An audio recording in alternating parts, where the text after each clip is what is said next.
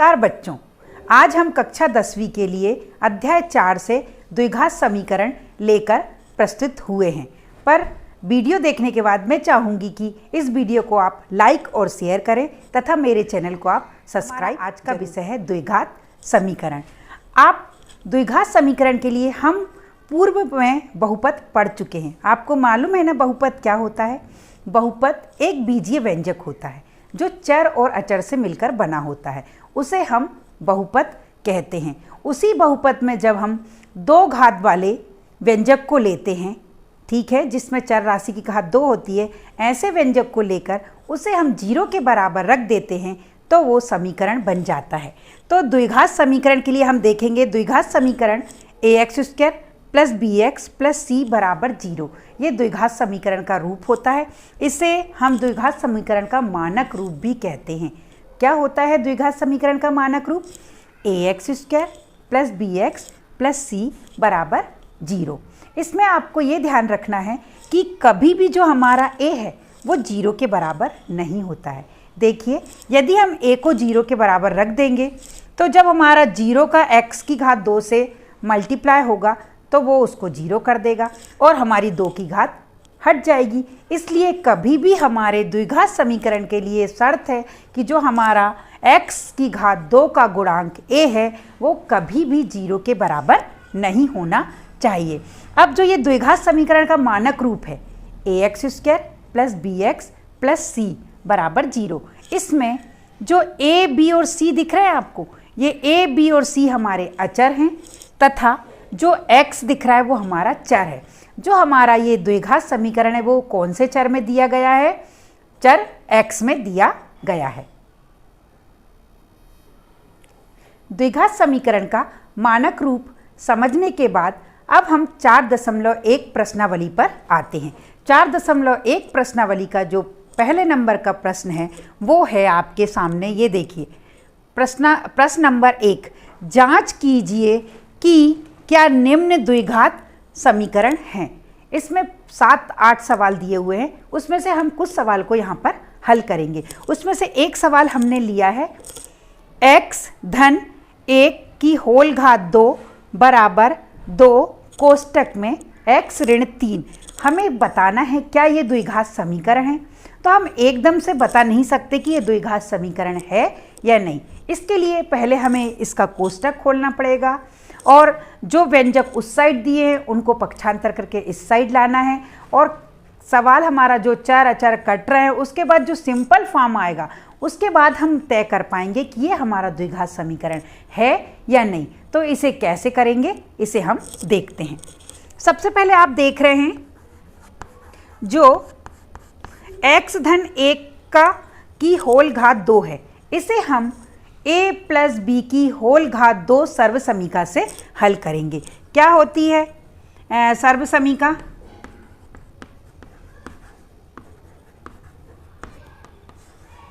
सर्वसमीका a + b की whole घात 2 बराबर से होता है a का वर्ग प्लस 2ab प्लस b का वर्ग। ठीक है, a + b की होल घात 2 जो सर्वसमीका है वो कैसे खुलती है?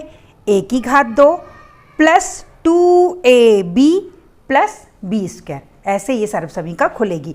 तो हम इस सर्वसमीका की मदद से x धन 1 की होल घात 2 को खोलेंगे। कैसे खोलेंगे? देखिए, x हमारा a है, जो x है वो a है ना, तो हम x की घात 2 करेंगे प्लस ये देखिए 2 तो 2, फिर हमारा a क्या है?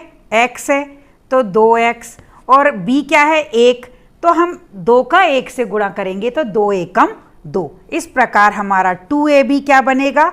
2 एकम 2x, ये 2ab बन गया हमारा 2x प्लस देखिए यहाँ सर्वसमीका में b की घात 2, b हमारा यहाँ पर क्या है? 1, तो हम यहाँ पर लिखेंगे 1 की घात 2 बराबर ये वाला बराबर। अब हम इस 2 का अंदर गुणा करेंगे तो क्या आएगा? 2x माइनस 2 तिया 6। इस प्रकार हमारे पास क्या आया? x की घात 2 प्लस 2x प्लस 1 का वर्ग बराबर 2x माइनस 6। हमारे पास ये आया। अब हम इसको आगे हल करते हैं तो क्या होगा, देखिए एक्स स्क्वायर प्लस 2x, एक की घात हम कितना ही कर लें एक ही आता है, तो ये प्लस 1। इस पूरे व्यंजक का हम इस साइड पक्षांतर करेंगे तो देखिए अभी 2x के आगे कोई चिन्ह नहीं है, जिसके आगे कोई चिन्ह नहीं होता वहाँ पर प्लस का चिन्ह होता है। जब हम पक्षांतर करते हैं तो चिन्ह बदल जाते हैं, तो ये प्लस 2x क्या हो जाएगा माइनस 2x, और माइनस 6 क्या हो जाएगा प्लस 6 बराबर से 0 आ गया। ठीक, अब हम देखेंगे आगे x की घात 2।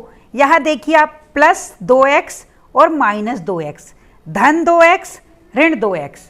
जब हमारी एक सी संख्याएं होती हैं और उनके चिन्ह अलग अलग होते हैं तो वो कटकर 0 बन जाते हैं। तो देखिए ये 2x से 2x कट गया। क्यों कटा, एक प्लस का था और एक माइनस का और बिल्कुल सेम था, ठीक है, इसलिए ये कट गया और ये 0 हो गया। अब हम आगे देखेंगे, देखिए 6 भी धन का है और 1 भी धन का है, तो धन धन वाले जुड़ जाते हैं, तो 6 और 1 मिलके क्या हो गया 7 बराबर से 0। ठीक, अब देखिए हमारा जो ये 2 की घात आ रही है हमारे चर के ऊपर, यदि 2 की घात आ रही है चर के ऊपर तो ये हमारा द्विघात समीकरण है।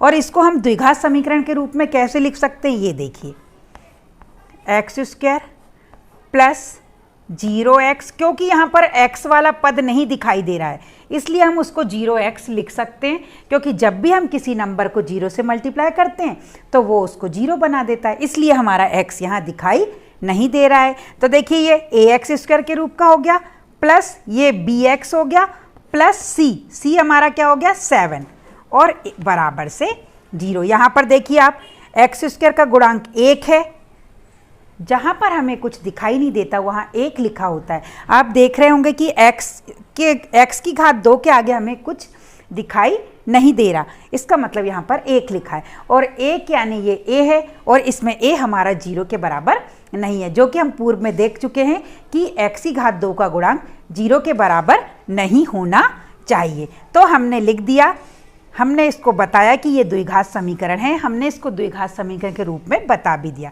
तो हम क्या लिखेंगे, ये द्विघात समीकरण है, द्विघात समीकरण है। आपको ये सवाल समझ में आया होगा। हम इसका एक और सवाल लेंगे। अब हम प्रश्न नंबर 1 का 8वां सवाल और लेते हैं, क्योंकि ये थोड़ा हमें डिफ़िकल्ट लग रहा है, तो इस सवाल को हम देखते हैं। देखिए प्रश्न नंबर 1 का 8वां सवाल, x की घात 3 ऋण 4x की घात 2 ऋण x धन 1 बराबर कोष्टक x ऋण 2 की होल घात 3। इसे हल करने के लिए सबसे पहले हमें इस सर्वसमीका को समझना जरूरी होगा। सर्वसमीका हमारी है a ऋण b की होल घात 3, a ऋण b की होल घात 3। आपने प्रश्न में देखिए आपको दिखेगा x ऋण 2 की होल घात 3। ठीक, तो इस सर्वसमीका, ये जो सर्वसमीका है वो इससे इसकी हम तुलना करेंगे तो कैसे खुलेगी ये सर्वसमीका। देखिए a की घात 3 ऋण 3 a की घात 2 b प्लस 3 a b की घात 2 ऋण b की घात 3। इस प्रकार ये सर्वसमीका हमारी खुलेगी। इस सर्वसमीका का उपयोग हम x ऋण 2 की होल घात 3 को खोलने में करेंगे। तो हम देखते हैं सवाल को। सबसे पहले हम इसका बायां पक्ष उतार लें, x की घात 3 ऋण 4 x की घात 2 ऋण x धन 1 बराबर, अब हम x ऋण 2 की होल घात 3 को a ऋण b की होल घात 3 सर्वसमीका के द्वारा खोलेंगे। तो कैसे खोलेंगे, देखिए a की जगह हमारा x है और b की जगह हमारा 2 है, तो जहाँ जहाँ सर्वसमीका में हमें a दिखाई दे रहा है उसकी जगह हम x रखेंगे, और जहाँ जहाँ हमें सर्वसमीका में b दिखाई दे रहा है वहाँ पर हम 2 रखेंगे। a हमारा x है, x की घात 3 ऋण 3 गुणित, ये गुणे में है सारे, a हमारा x है और x की घात कितनी करनी है 2, हमने कर दिया, b गुणित b कितना है हमारा 2 हमने लिख दिया 2। आगे बढ़ेंगे, प्लस 3 गुणित ए हमारा x है तो हमने x लिखा, गुणित b हमारा कितना है 2 तो हमने 2 की घात 2 कर दी, माइनस या ऋण b कितना है हमारा 2, हम 2 लिखेंगे और 2 की घात 3 करेंगे।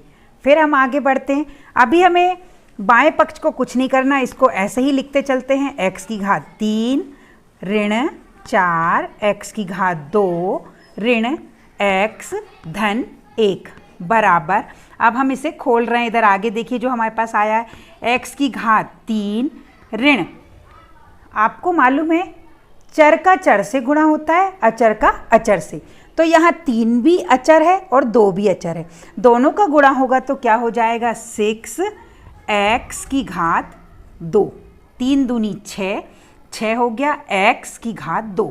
आगे बढ़ें, प्लस अब देखिए 3 और 2 के ऊपर 2 की घात का मतलब होता है 2 गुणित 2 यानी 2 दूनी 4।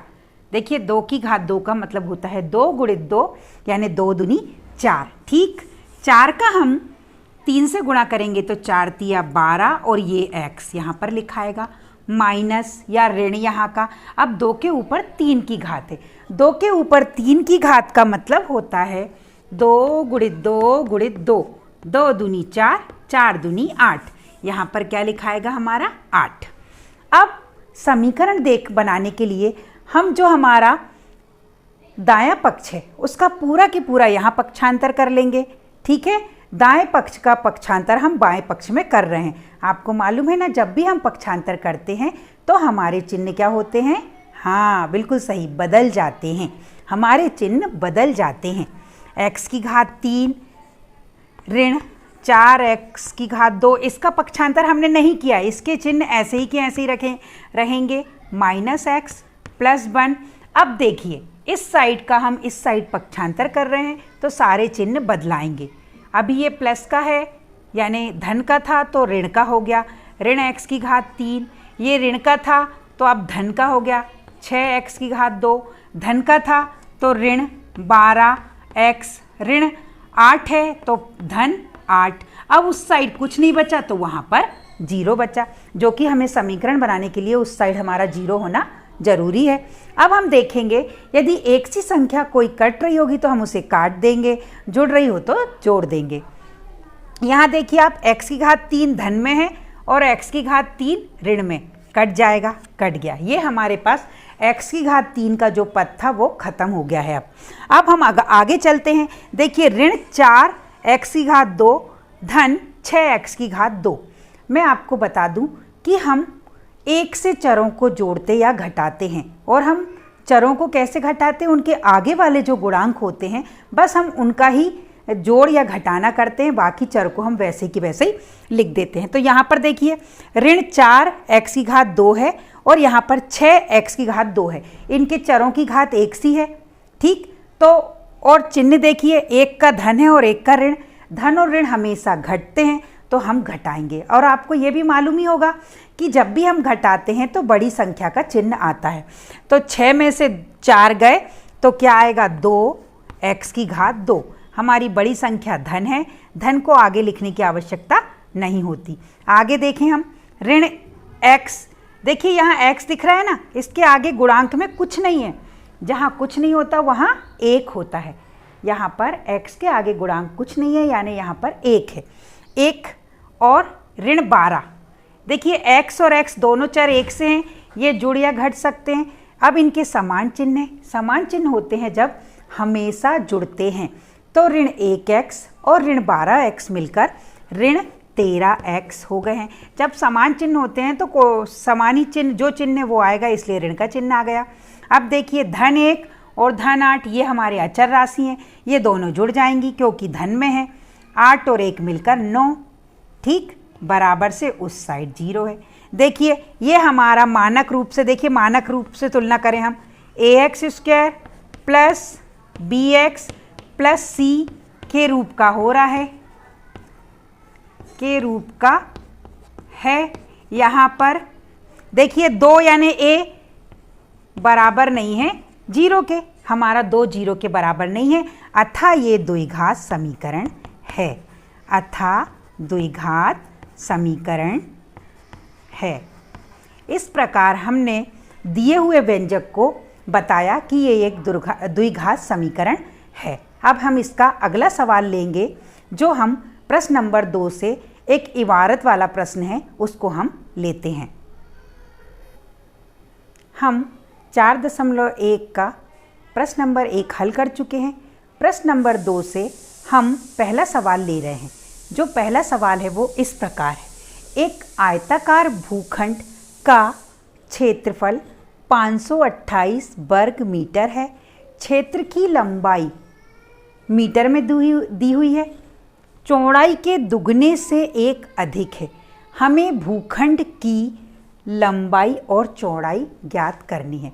बच्चों, कभी भी प्रश्न हल करने से पहले हमें प्रश्न को कई बार पढ़ना है और समझना है कि प्रश्न हमें क्या कह रहा है।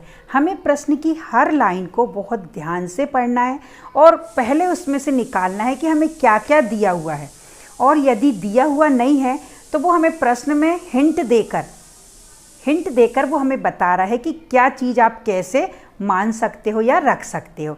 तो हम अपने प्रश्न की ओर चलते हैं। देखिए हमारा प्रश्न क्या कह रहा है, एक आयताकार भूखंड है। भूखंड कैसा है? आयताकार, है ना, आयताकार भूखंड है। आयताकार भूखंड में आपको मालूम है लंबाई और चौड़ाई होती है। अब आयताकार भूखंड है तो क्षेत्रफल दिया है उसका, तो आपको पूर्व से ही मालूम है कि आयत का क्षेत्रफल क्या होता है। बिल्कुल सही, लंबाई गुणित चौड़ाई। आयत का जो क्षेत्रफल होता है वो लंबाई गुणित चौड़ाई होता है। इसी प्रकार हमारे आयताकार भूखंड का क्षेत्रफल 528 वर्ग मीटर दिया है। क्षेत्रफल है तो इसकी लंबाई और चौड़ाई कुछ ना कुछ होगी। तो देखिए उन्होंने हमें प्रश्न में बताया है कि हम कैसे अपनी लंबाई और चौड़ाई माने। क्या बोल रहा है वो हमसे, क्षेत्र की लंबाई चौड़ाई के दुगने से एक अधिक है। वो लंबाई को बताना चाह रहा है किसके रूप में? चौड़ाई के रूप में। तो सबसे पहले तो हमारे पास चौड़ाई होना चाहिए। चौड़ाई भी हमारे पास नहीं है तो हम उस चौड़ाई को मानेंगे x। और देखिए जब भी आप कोई व्यंजक होता है उसकी इकाई जरूर होती है। ये क्षेत्रफल है तो इसमें जो लंबाई या चौड़ाई हो या तो वो सेंटीमीटर में होगी, मीटर में होगी। तो जो हमारे यहाँ पर इकाई इसमें दी हुई है, देखिए आप, लंबाई कोष्टक में दिया है मीटर में, यानी जो हमारी लंबाई और चौड़ाई है उसकी इकाई है मीटर। तो हम अपनी लंबाई और चौड़ाई के साथ मीटर को लगाएंगे। सबसे पहले हम लिखेंगे इसमें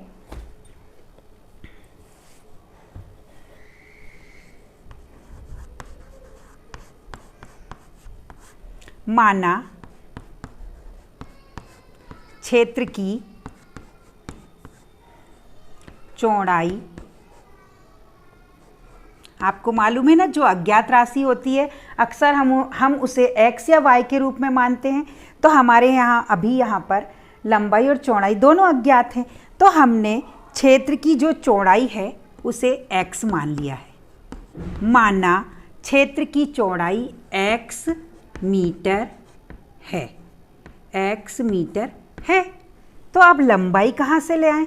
तो प्रश्नानुसार, प्रश्न में वो हमसे कह रहा है, प्रश्नानुसार क्या कह रहा है वो प्रश्न में?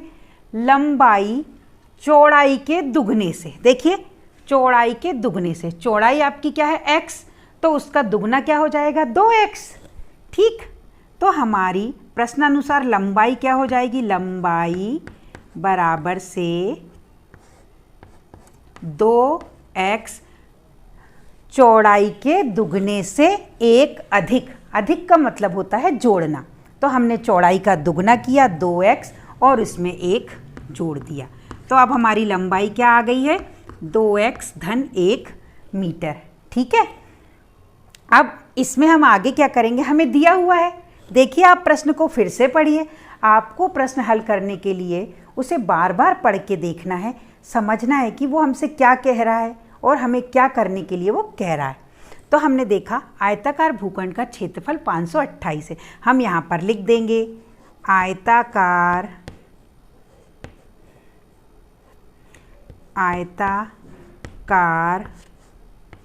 भूखंड का क्षेत्रफल बराबर से 528 वर्ग मीटर। इसको ऐसा भी लिख सकते हैं, ठीक है। अब आयताकार भूखंड का क्षेत्रफल, आयताकार यानी आयत के क्षेत्रफल का सूत्र क्या होता है? लंबाई गुणित चौड़ाई बराबर से कितना दिया है? 528, हम यहाँ पर लिख देंगे, ठीक है। और ये वर्ग मीटर, उसकी इकाई जो चल रही है वर्ग मीटर, ठीक है। अब लंबाई हमारी कितनी दी हुई है? देखिए आप, 2x + 1, जो हमने लंबाई मानी है ना वो 2x + 1। लंबाई हमारी कितनी दी हुई है? 2x + 1। और चौड़ाई कितनी दी हुई है? x, हमने यहाँ पर लिख दिया, बराबर कितना है? 528, ठीक है। अब देखिए, जो x का गुणा हमें पूरे कोष्टक में करना है, x का गुणा हमें कोष्टक में करना है। आपको मालूम है जब चर से चर का गुणा होता है और एक से चर होते हैं तो उनकी गुणे में उनकी जो घातें होती हैं वो ऊपर जुड़ जाती हैं। देखिए यहाँ पर भी x अकेला है यानी 1, और यहाँ पर बाहर जो x है वो भी 1, तो x और x मिलके 2, पर ये 2 कहाँ लगेगा? उनके घात के रूप में। चरों का जब गुणा होता है तो उनकी घातें ऊपर लगती हैं। तो ये 2 का 2, x का x से गुणा हुआ तो x² या x की घात 2 धन x एकम x, और हम इस 528 का क्या कर लें? पक्षांतर, तो ऋण 528 और बराबर से क्या बचा? यहाँ पर 0 बचा। देखिए 2x² धन x ऋण 528 बराबर से 0। यहाँ मैं एक बार और फिर से लिखती हूँ, 2x² + x माइनस 528 बराबर 0। देखिए ये हमारा एक द्विघात समीकरण हो गया है, ठीक है। ये हमारा एक द्विघात समीकरण बन गया है।